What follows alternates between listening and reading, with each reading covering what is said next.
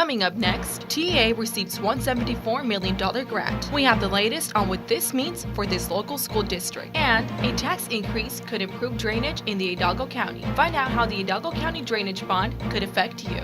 Plus, UTRGV's incoming freshman class witnessed a Vaquero culture at Roundup 2018. All of this and much more next. UTRGV TV starts now.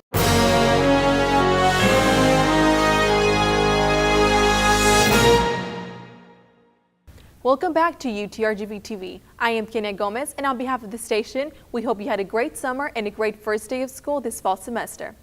For our top story, the Texas Education Agency received a $174 million grant that several RGV districts could benefit from. Here's more.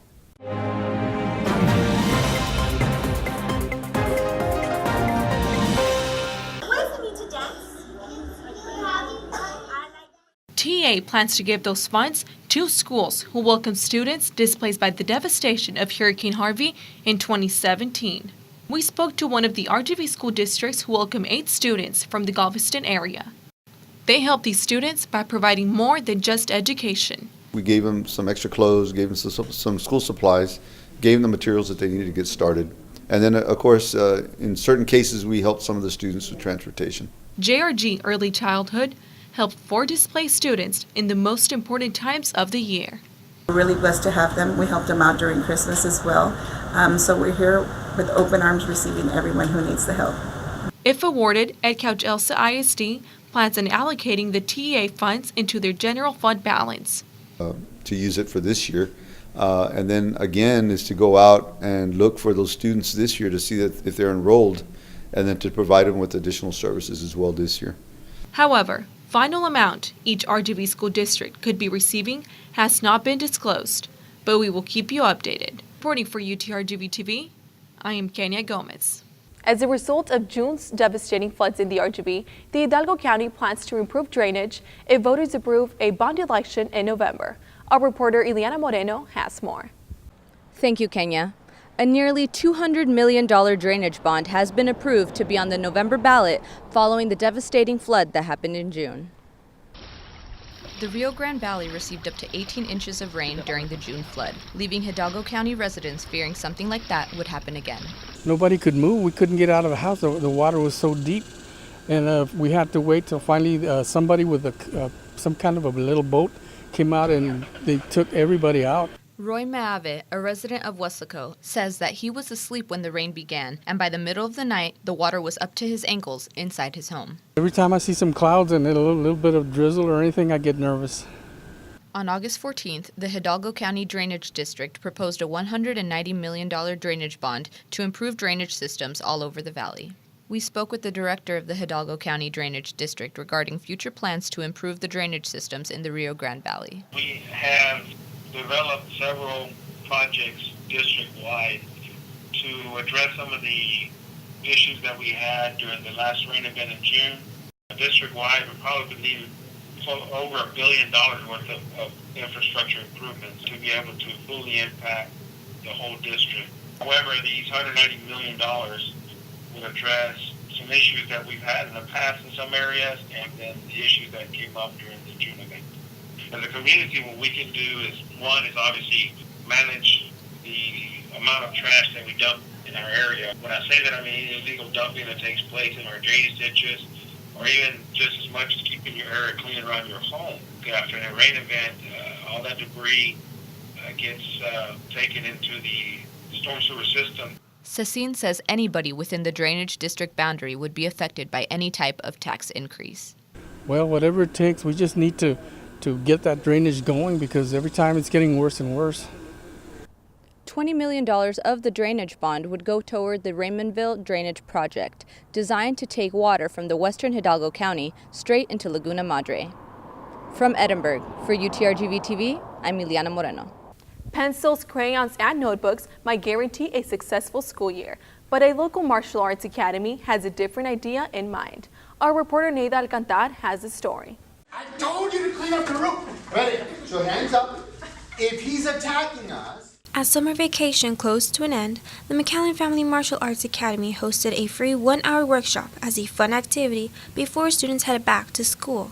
The bully-proof workshop was open to 11 children, ranging from 5 to 12 years old. Maybe somebody called you a bad name. Not only does this workshop prepare students to protect themselves from physical violence, but it teaches them to always be confident and reliant. And hopefully we bring up their self-confidence enough that they'll be able to handle those types of situations everywhere.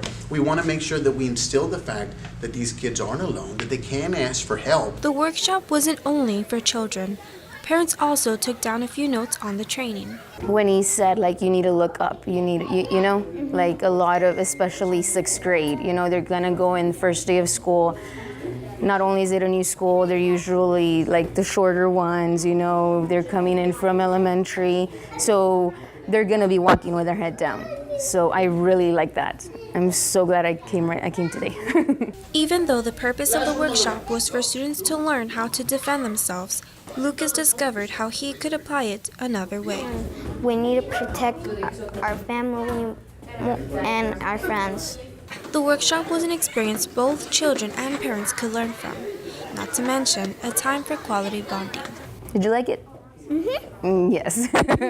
In McAllen, for UTRGV TV, I'm Neda Alcantara. UTRGV instills spirit in its 2018 incoming class at the annual Roundup. The event features a school tour and a pep rally debuting its new mascot. Our reporters Renata and Rocio bring us the story. Roundup is a time when UTRGV freshmen get to explore campus, learn more about their major, and meet others in the same field. Those who attend discover the many possibilities their future has to hold. The second half of orientation gives students the first-hand experience of campus life. Hundreds of staff and student volunteers help make the event possible by conducting tours, answering questions, and offering advice. Roundup evolves each year to be more informative, interactive, and fun. Each of the colleges do something different depending on their major, so I think that's really cool, and they get to see the backgrounds and everything. We always try to update it, ask what we can make better. Through encouragement and through sharing tips for success, deans and professors from UTRGV's colleges ease the nerves of the incoming class of over 3,500. Friendships and potential study groups were created through this networking opportunity. At the conclusion of Roundup, the Spirit Rally provided an hour and a half of nonstop fun, as well as an introduction to UTRGV student organization. They got the academic side done in the morning, and the whole afternoon is part of making that spirit and making sure that they feel at home here at UTRGV. It's a very big class, very excited to have them here. The student mascot was not revealed during the rally. As soon as it is set to be unveiled, UTRGV TV will be there to bring you the story. UTRGV freshman Carmen Cruz shares what made her experience unforgettable. What stuck to me the most was The Herd, because they sound so peppy, they sound so nice, and it's actually an organization that I actually now consider joining. I've always liked school, so I'm actually very excited to come to college. There's certain qualifications that you need to enter the College of Education. It was good information because I didn't know any of this stuff, so it's good to know because I need to prepare myself to enter that college. Roundup is the first of many events welcoming the class of 2022. August 27 kicks off the best week ever, which promises games, food, live music, and much more. For more information, visit our campus website. From Edinburgh for UTRGV TV, I am Renata Cruz. And I'm Rocio Villalobos. The UTRGV Police Department just launched the Campus Shield app this summer as an upgrade from the campus landline phones that were no longer in use. This app connects UTRGV affiliates directly with campus police with just a tap on your smartphone device. The app also allows users to request a safety escort, report concerns, or crime tips anonymously, and have access to campus resources. We're so distributed that sometimes you have to call an outside agency because we're across Hidalgo County, Cameron County, Starr County. We have facilities all across the Rio Grande Valley, and there's some areas that somebody may not be sure of what police department to call. And well, this app does that all for you. If you hit the emergency app, it'll be able to tell where you are, and it'll connect you with the right 911 system. Chief Mugia says the app will soon have a feature where users will also be able to track UTRGV buses. You can learn more about the Campus Shield app and its features at utrgv.edu/police. The app is available on Google Play and the App Store for the use of all UTRGV affiliates. And now we have Eliana Luna with this week's sports.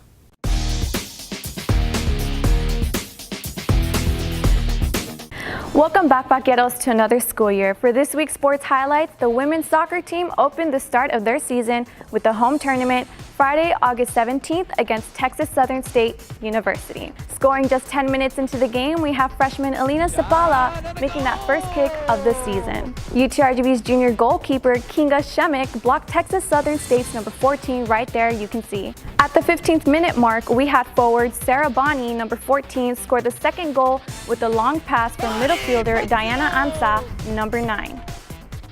Still in the first half, we have freshman Emily Zapata, number 10, score the third goal. And lastly, sophomore Jada McLean, number 4, which is no coincidence, scored the fourth goal in the second half that wrapped up the girls' opening tournament with the score 4-1. Moving on to the men's soccer team, which also had their first start of the season, was their first away game against Siena College at Sorrells Field, Sunday, August 26th. In the first half of the game, Diego Ruiz from Siena College scored the first goal of the game, but didn't take long for UTRGV's forward, Jacko Hetko, number 10, to match that score, assisted by teammate Isaiah Hines, number 11. Just 2 minutes later, we have UTRGV's freshman Damian Jr., number 25, score the second goal in the first half, putting Vaqueros in the lead. Now into the second half at 56 minutes, UTRGV's forward Kyle Edwards scored the third goal as the men played offense. UTRGV's goalie Andy Rios blocked 7 shots, making 3 saves as well. And as the game came winding down to its final minutes, again, freshman Damian Jr., number 25, scores by taking a pass from UTRGV's senior Isidor Martinez, number 7, and makes that final score where the men take home the win. That does it for this week's sports highlights, but to keep up to date on full schedules and tickets, visit goutrgv.com for the latest. Reporting for sports in the studio, Ileana Luna. And for our next story, our reporter Samantha Aleman joins us in the studio for the debut of UTRGV-TV Noticias en Español.